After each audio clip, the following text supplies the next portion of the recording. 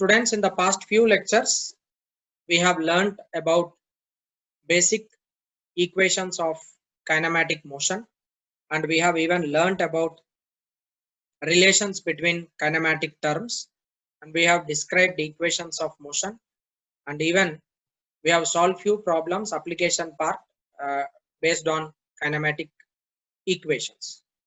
But one disadvantage with kinematic equations is the complete description of motion could not be obtained by using equations.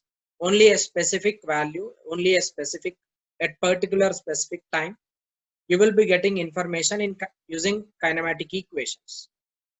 Therefore, we will be using a pictorial representation of motion, which is called as a kinematic graph.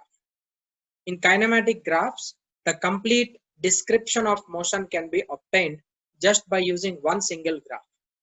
You can plot graph, and that graph gives you complete explanation of the motion, how the body is moving, whether it is uniform motion or non-uniform motion, what is its acceleration, what is its velocity, displacement. If any one graph is known, the whole description can be learned by using kinematic graphs. That is the beauty of kinematic graphs.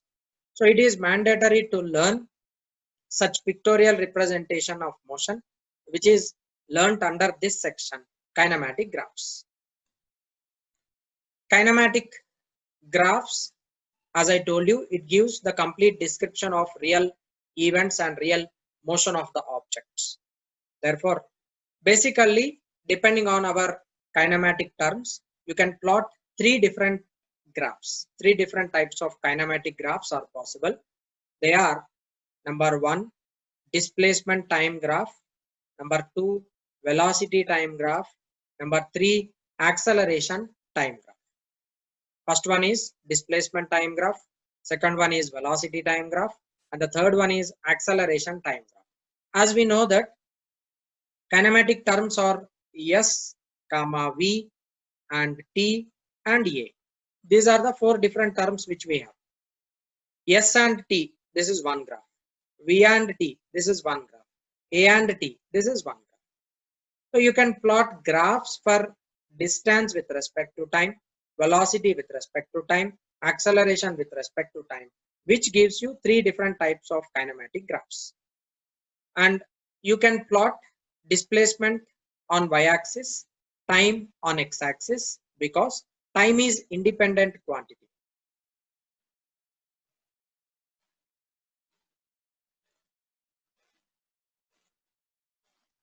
Time is independent quantity. So independent quantities are always chosen on x-axis. Dependent quantities are chosen on y-axis. Displacement is dependent quantity. Velocity is dependent. Acceleration is dependent. Therefore, displacement is chosen on x-axis and time is chosen on, displacement is chosen on y-axis. Time is chosen on x-axis. That is graph called as ST or xt. Sometimes you may even represent it with x also.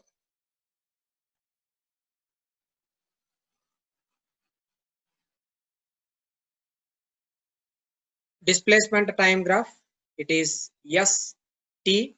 Choosing displacement on y-axis, time on x-axis, you will have this graph. You will get this graph. Similarly, velocity is chosen on y-axis, time is chosen on x-axis. That gives you velocity time graph. How velocity is varying with respect to time. Similarly, acceleration is chosen on y-axis, time is chosen on x-axis. So if you plot graph for variation of acceleration with respect to time, that becomes acceleration time graph.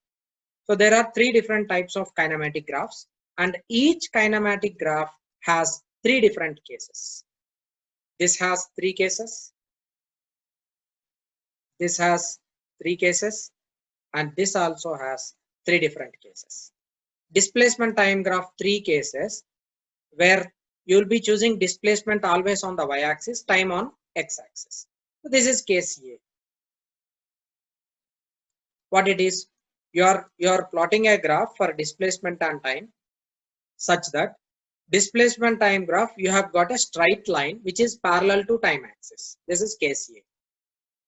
And case B, you are plotting displacement time graph such that you are getting a graph which is passing through the origin. You are getting a straight line which is passing through the origin. This is case B. And case C is that displacement time graph, you are plotting such a way that ST graph, you have got a curve which is passing through the origin. This is curve. This is curve and this is straight line passing through the origin, and this is also straight line parallel to the time axis. So like that, each displacement graph can has three possible cases. Likewise, a velocity time also has three different graphs, case A, B, C. Similarly, acceleration time also has three different cases, 1 to ABC, which I have shown it here, but variation along y-axis will be different. I'll show you that in the next slide.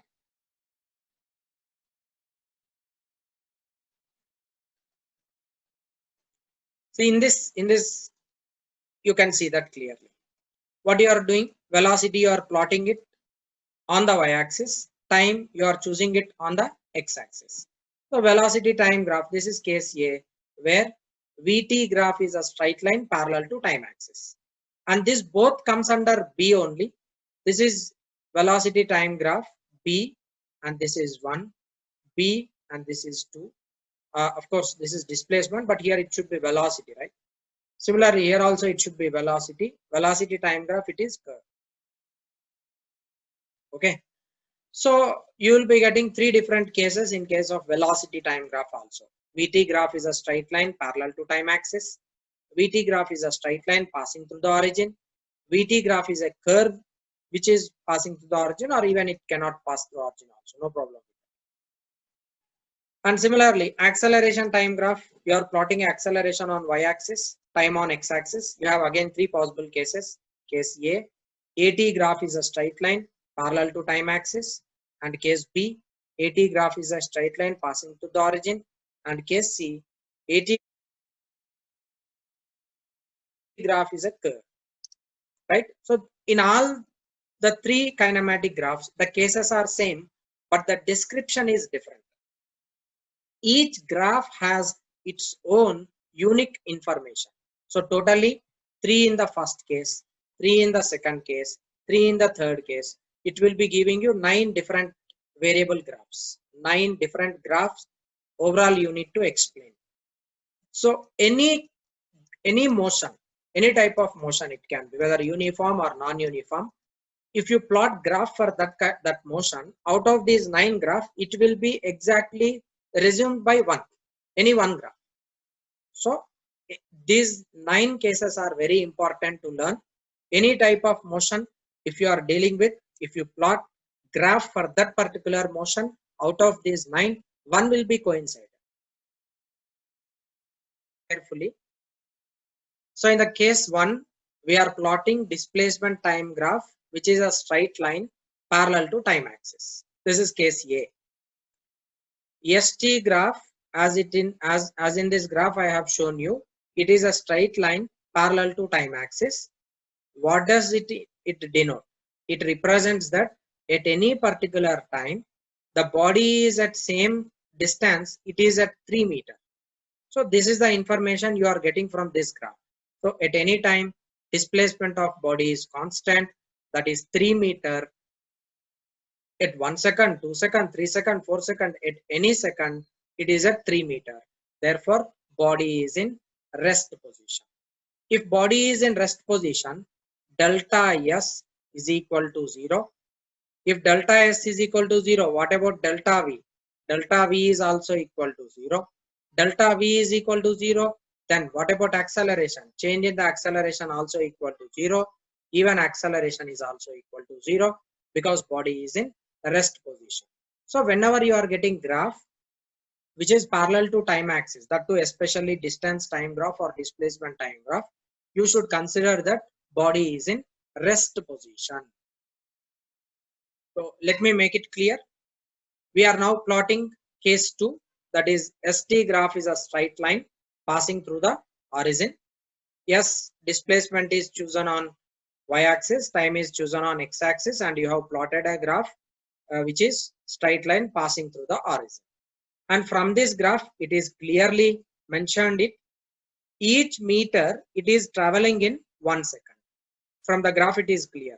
In first second, 1 meter, second second, 1 meter, third second, 1 meter, like this. So equal lengths are traveled in equal intervals of time. The first information which you are getting from this graph is equal lengths are traveled in equal intervals of time. So when body is traveling equal lengths in equal intervals of time, you can consider it as uniform motion. And in uniform motion, velocity is constant. There is no change in the velocity. If there is no change in velocity, then delta V is equal to 0. There is no change in velocity equals 0.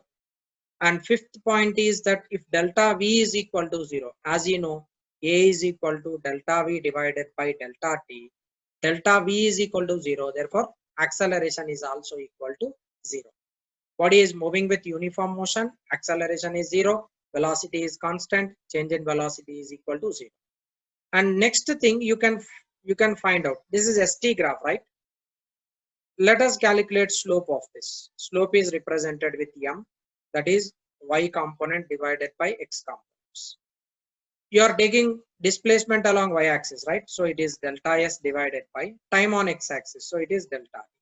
What is delta s by delta t? Delta s by delta t is nothing but velocity. It is velocity. Therefore, remember that slope of ST graph gives velocity. Slope of ST graph gives you velocity at any 2 points. If you calculate at any 2 particular points, if you choose, you can plot, you can calculate slope of that, gives you velocity.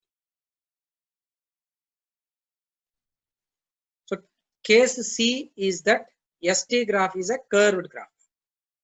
Listen carefully. If it is a curved graph, you have two possible cases. That is, slope of ST graph can either increase or slope of ST graph can either decrease. And in case C, we are differentiating two different graphs with slope increasing and slope decreasing. First one is slope increasing, second one is slope decreasing. Okay. And clearly, this is not a straight line as it is curved graphs. Two are curved graphs. What is the information you are getting? So case, it is first point which you are getting information is unequal lengths traveled in equal times. Unequal lengths traveled in equal times. What does this mean? Body is in non-uniform motion.